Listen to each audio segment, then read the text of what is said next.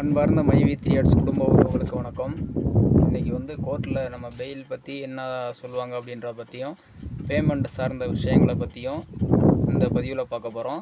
V3 தோழமைகள் அதை பற்றி என்ன சொல்லியிருக்காங்கங்கிறத வீடியோக்குள்ளே போய் பார்க்கலாம். வாங்க வீடியோக்குள்ளே போகலாம். மைவி த்ரீ எம்டி அவர்கள் மீது தொடுக்கப்பட்ட வழக்கில் சென்னை ஹைகோர்ட்டுக்கு வழக்கு மாற்றம் செய்யப்பட்டுள்ளது.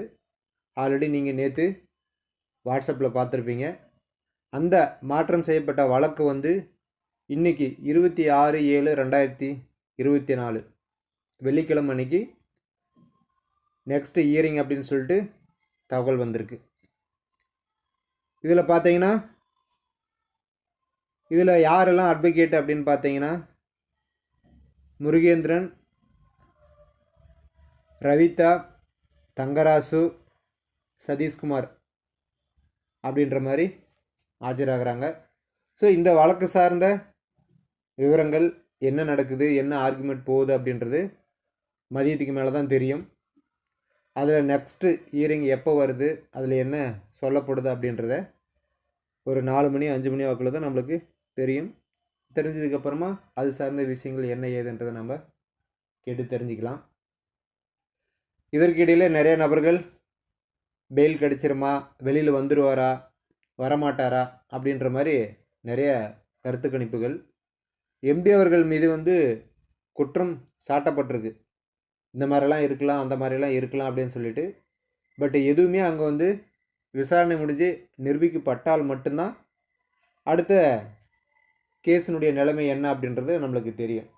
அது வரைக்கும் நாமளாக ஏதாவது ஒன்று அனுமானத்தில் பேசிக்கிட்டு இருக்கிறதுனால எந்த பயணமும் கிடையாது.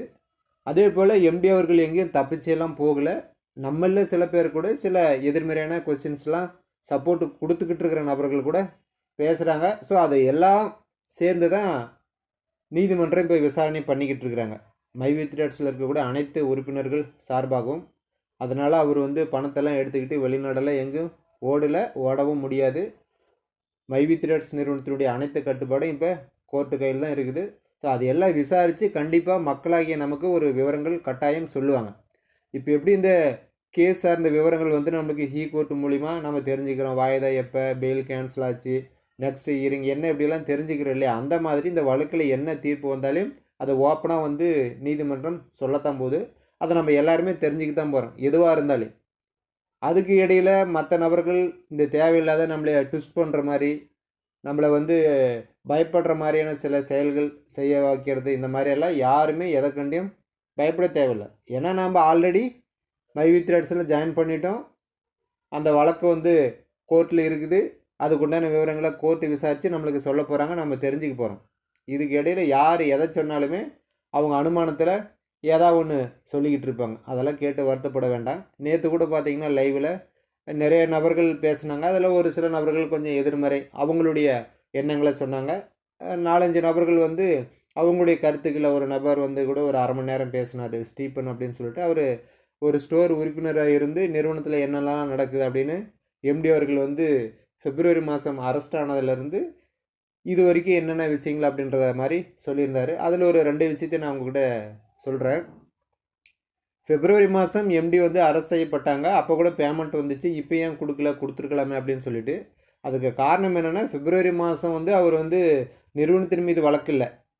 அவர் வந்து எங்கள் நிறுவனத்தை பற்றி நிறையா நபர்கள் தப்பாக பேசுகிறாங்க, அவங்க மேலே வந்து ஆக்ஷன் எடுக்கணும் அப்படின்றதுக்காக அவர் வந்து கமிஷனர் ஆஃபீஸில் நிறைய நபர்களோடு போய் புகார் கொடுக்கணும்னு போனார். கூட்டம் சேர்த்துட்டாங்க அப்படின்றதுக்காக அவர் மேலே வழக்கு போட்டாங்க. அந்த சமயத்தில் வந்து டைரக்டர்கள்லாம் வெளியில் இருந்தாங்க, பேமெண்ட் போட்டாங்க.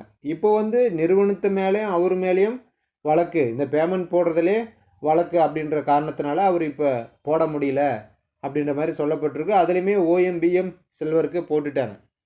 அவர் போடக்கூடாது, ஏமாற்றணும் அப்படின்னு நினச்சிருந்தா அந்த உறுப்பினர்கள் கூட போட வேண்டிய அவசியம் இருந்திருக்காது. அதேமாதிரி ஸ்டோர் உறுப்பினர்கள் கூட அவர் போகிறதுக்கு முன்னாடி ஒரு 10,000 போட்டாங்க. எதுக்கு அப்படின்னு பார்த்தீங்கன்னா, ஸ்டோர் தான் வந்து நம்மளுடைய முதுகெலும்பு மைவி த்ரீ கம்பெனியோட. ஸோ அந்த மாதிரி உறுப்பினர்களுக்கு கிட்டத்தட்ட இப்போ 4 மாதமாக நிறுவனத்துலேருந்து பேமெண்ட் வரல, ஸ்டோரில் ஒன்றும் வியாபாரம் ஆகலை, கை கேஸ் போட்டு தான் எல்லாருமே வந்து வாடகைலாம் கொடுத்துக்கிட்டு இருக்காங்க. ஸோ அந்த மாதிரியான மக்களுக்கு கொஞ்சம் பயனுள்ள வகையில் இருக்கட்டும் அப்படின்றதுக்காக தான் 5ஆம் தேதி ஜூன் மாதம் 5ஆம் தேதி 6ஆம் தேதி வாக்கில் 10,000 போட்டிருக்காங்க.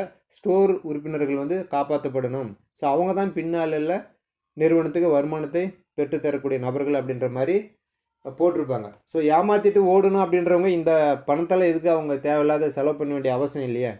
ஒரு ஸ்டோருக்கு 10,000 அப்படின்னா கூட கிட்டத்தட்ட 1000 ஸ்டோருக்கு எவ்வளோ பணம் கொடுத்துருக்குன்னு கால்குலேஷன் பண்ணி பாருங்கள். ஸோ அந்த மாதிரி நம்மளுக்கு பணம் கொடுக்கணும், நிறுவனத்தை ரன் பண்ணணும் அப்படின்ற ஒரு நல்ல எண்ணத்தில் தான் எம்டி அவர்கள் உள்ளார போயிருக்காங்க. ஸோ அது சார்ந்த விவரங்கள் கோர்ட்டில் ஆர்கியூமெண்ட்டாக போயிட்டுருக்குது. அடுத்தடுத்து என்ன விவரங்கள் வருது அப்படின்றத நம்ம பார்த்து தெரிஞ்சுக்கலாம். அது வரைக்கும் நம்மளுடைய சப்போர்ட்டை நிறுவனத்துக்கு எந்த வகையில் கொடுக்கணுமோ அது அவங்கவுங்களுடைய விருப்பத்தின் பேரில் கொடுக்கலாம். சில பேர் வந்து ஸ்டோரில் போய் பொருள் வாங்கி அவங்களுடைய சப்போர்ட்டை கொடுக்குறாங்க. சில பேர் பரவாயில்ல எம்டி வரட்டுங்க, நடந்தது நடந்துச்சு, என்ன ஏதுன்றதை நம்ம பார்த்துக்கலாம், அவர் வந்து வெளியில் எந்த பதில்னாலும் சொல்லட்டும், நம்ம ஏற்றுக்கலாம் அப்படின்ற மாதிரி. ஒரு சில நபர்கள் இல்லைங்க எனக்கு பணம் தான் வேணும், அவர் எம்டி உள்ளார கிடந்தா என்ன, வெளியில் வந்தால் என்ன, வரலன்னா என்ன அப்படின்ற மாதிரி சில பேர் சொல்கிறாங்க. அது எல்லாமே அவங்கவுங்களுடைய தனிப்பட்ட கருத்து. நம்ம யாரையும் இங்கே வந்து அப்படி சொல்லிட்டாங்க இப்படி சொல்லிட்டாங்க அப்படின்றதுக்காக நம்ம சொல்ல வரல. உங்களுக்கு என்ன நிறுவனத்துக்கு செய்யணும்னு தோணுதோ அதை நீங்கள் தாராளமாக செய்யலாம். சரிங்களா? எம்டி அவர்கள் வெளியில் வந்தால் தான் நம்ம பேமெண்ட் சார்ந்த விஷயங்கள் சொல்லப்படும் முழுமையாக அப்படின்றதும் இந்த நேரத்தில் உங்கள்கிட்ட பதிவு செஞ்சுக்கிறேன். மீண்டும் அடுத்த ஒரு மைவி த்ரெட்ஸ் அப்டேட்டுடன் உங்களை சந்திக்கிறேன்.